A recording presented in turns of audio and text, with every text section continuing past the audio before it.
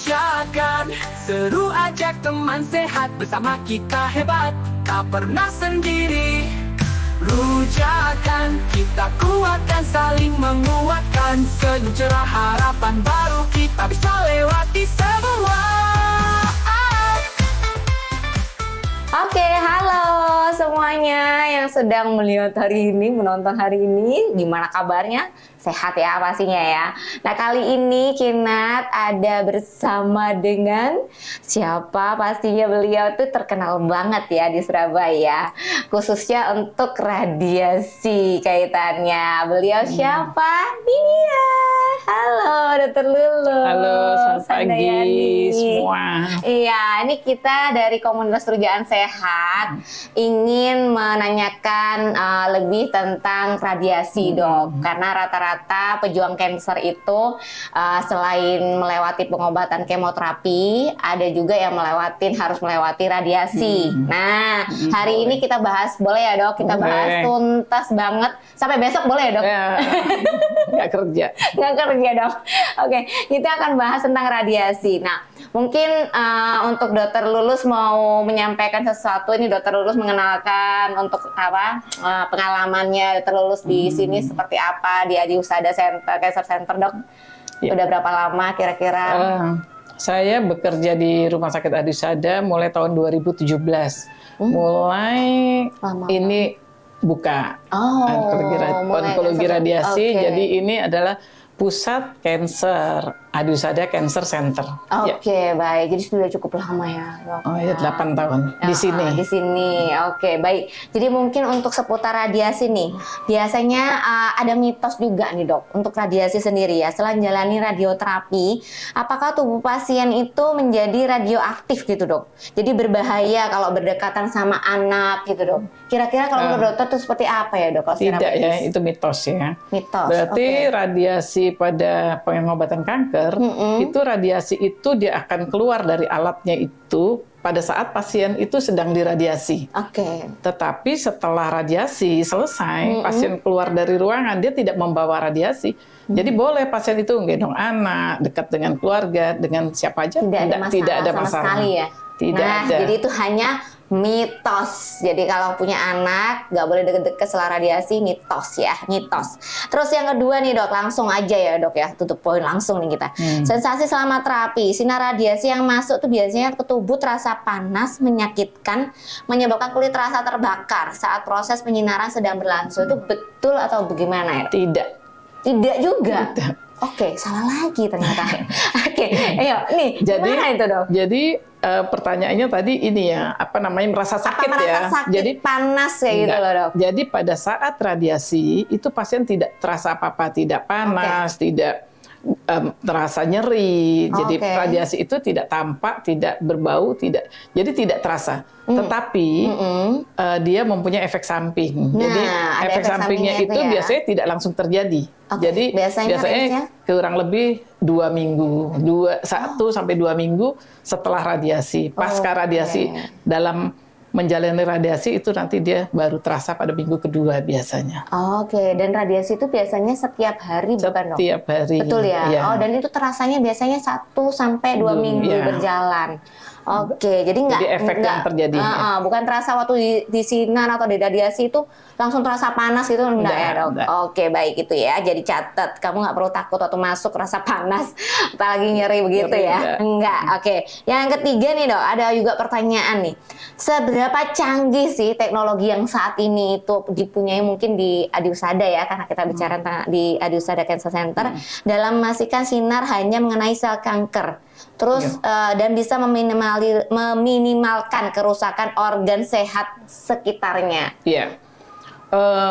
Di Adi Husada di sini alatnya itu cukup canggih. Jadi sebelum pasien itu diradiasi, kita harus peta dulu lokasi tumornya di mana. Jadi pasien itu harus CT scan dulu. Ya. CT scan baik dengan kontras maupun non kontras untuk melihat lokasi daripada tumornya itu di mana. Setelah lokasi tumor kita tahu, pasien nanti ada komputer.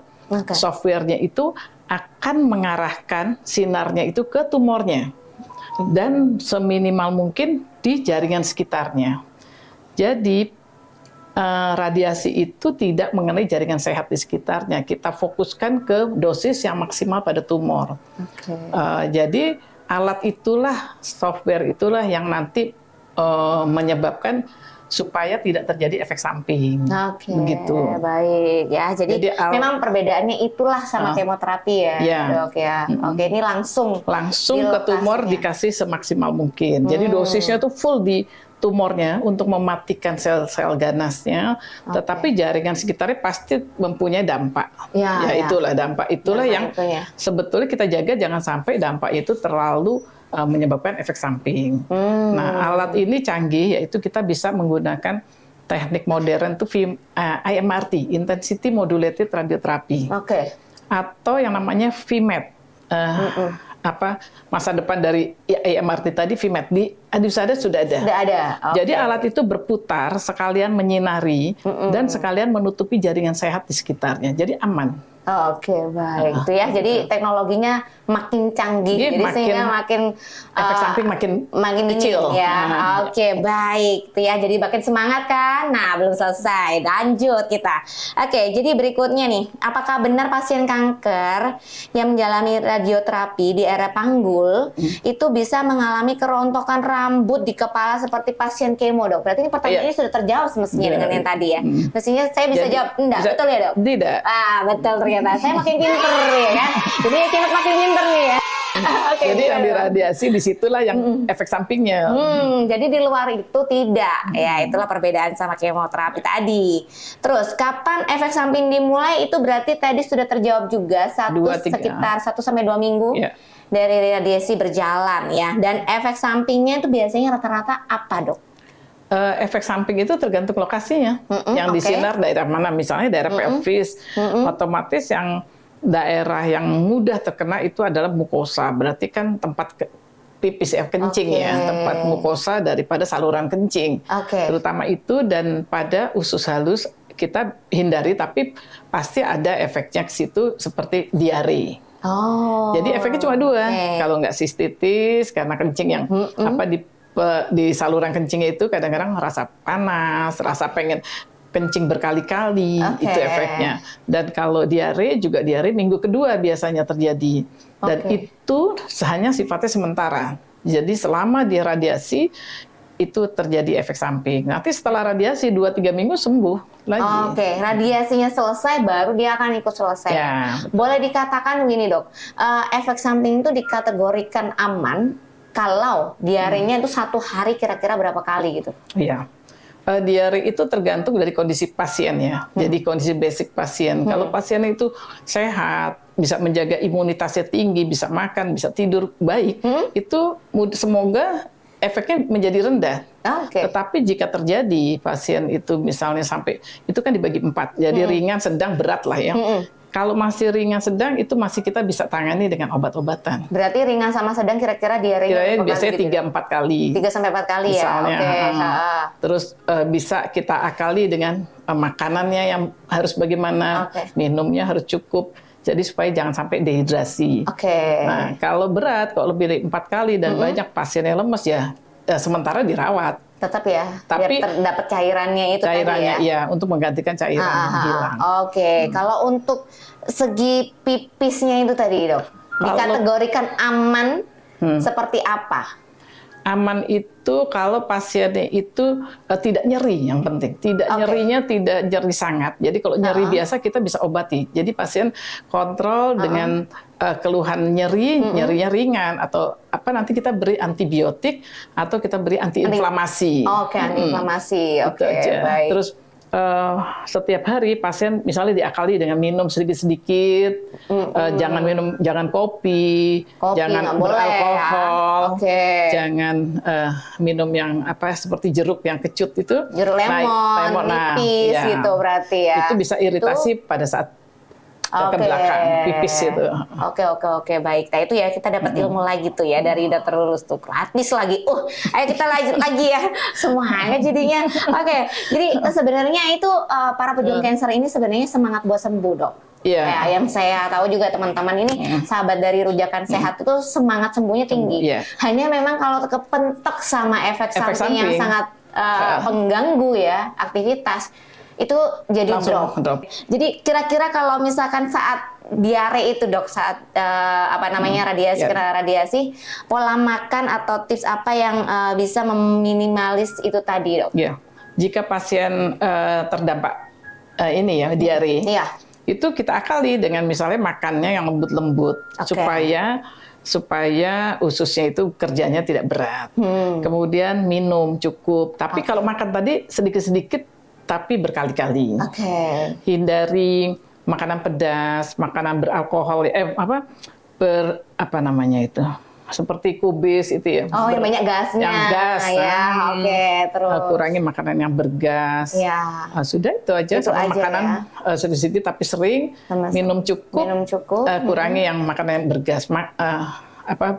Buah atau sayur yang bergas itu. Oke, baik. Itu ya jadi sarannya buat kamu yang mungkin lihat sekarang ini nonton terus kamu baru radiasi terus ngalamin diare, coba tips tadi dari Dokter Lulus ya. Pedas kurangi.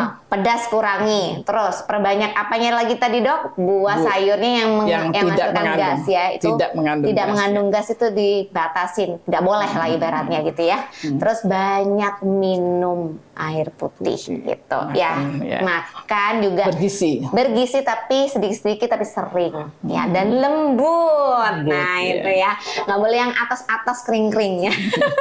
Oke, itu terus habis itu kira-kira perawatan. Nah kalau balik tentang kulit nih dok, banyak juga yang kena radiasi itu kan jadi hitam, ada yang gosong. Nah itu kira-kira dok, kalau menurut dokter tuh seperti apa perawatannya, dan itu bisa hilang tersendiri itu berapa lama dok? Gitu.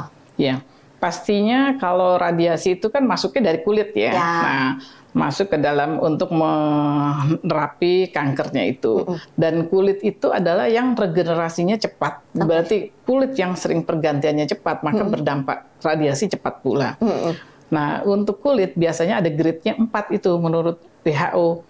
Grade-nya 1 ringan, 2 sudah mulai kering, 3 kering tapi mau basah-basah, 4 udah lecet ya. Nanti kalau misalnya grade-nya biasanya rata-rata nggak perah, sampai 2 rata-rata. Nah, kalau grade itu nanti bisa dirawat di rumah. Jadi kekeringan itu kita bisa setelah radiasi kita beri salep. Atau selama radiasi dilaporkan ke dokter, nanti akan diresepi. Jadi kalau di rumah, kalau sudah selesai radiasi baru dikasih moisturizer, pelembab itu ya. Iya, pelembab ya. Pelembab. Nah, itu boleh. Nanti misalnya sabunnya sabun yang ringan, juga sabun bayi. Biar untuk mengurangi iritasi. Mengurangi iritasi ya. Dan itu efek tadi itu akan menyembuh sendiri setelah 2-4 minggu pasca radiasi. 2-4 minggu pasca radiasi itu ya. Jadi tipsnya begitu, tetap perbanyak moisturizer biar nggak kering. Betul. Intinya ya. Oke, baik. Kalau untuk gatal-gatal gitu ada nggak ya dok efek-efek seperti itu? Nah, gatal itu ada. Gatal itu kan efek karena kulitnya kering kan. Kulitnya kering, akhirnya gatal. Nah, pasien tuh cenderung untuk untuk garuk. Nah, garuk bisa lecet. Kalau sudah luka tuh dok? Sudah luka ada dikasih ada obatnya. Salep ya biasanya ya. Minta ke dokter berarti ya, konsultasi ya. Itu ya. Jadi kalau mau lecet atau bisa konsultasi ke dokter ya. Baik, lanjut nih dok. Untuk gangguan yang buang air kecil tuh, mengapa pasien sering merasa ingin buang air kecil dan terasa nyeri itu tadi? Kenapa ya dok? Karena efek samping itu tadi yang tadi. Karena kalau daerah panggul itu otomatis kan dekat dengan saluran kencing. Saluran kencing itu kan mukosa ya. Kalau kita bilang ada lapisan mukosa. Lapisan mukosa itu paling sensitif terhadap radiasi. Jadi dia ada iritasi, misalnya kemerahan, bengkak pada daerah situ. Tapi ya sudah, memang karena lokasinya dekat dengan tumor, kita sulit menghindari. Tapi sudah dihindari sebetulnya. Tapi tetap ada imbas ke daerah yang sehat. Nah itu bisa kita akali nanti minumnya yang banyak, jadi supaya encer ya airnya, air kencingnya itu, urinnya itu, terus kurangi makanan-makanan tadi yang seperti pedas, itu kan juga tetap ya. Selain ke pencernaan, usus juga tetap ke saluran kencing juga ya. Pedas yang tadi juga yang gas itu tadi terus kopi, yang kurangi kopi, kecut ya itu. Tetap itu ya. Ada lagi nggak ada ya dok? Enggak. Kegel. Belajar. Kegel. Nah itu supaya, yang belum Boleh ya dok? Boleh. Oh boleh. Nah itu ya jadi senam Kegel. Nah buat mungkin itu membantu untuk apa ya dok? Untuk otot. ini ototnya supaya baik dan jadi elastis ya. Betul ya. Oke, Ya. baik. Nah ini mungkin pertanyaan yang cukup sensitif tapi banyak yang pengen tahu nih dok. Kalau radiasi, selama radiasi itu apakah boleh berhubungan intim dok?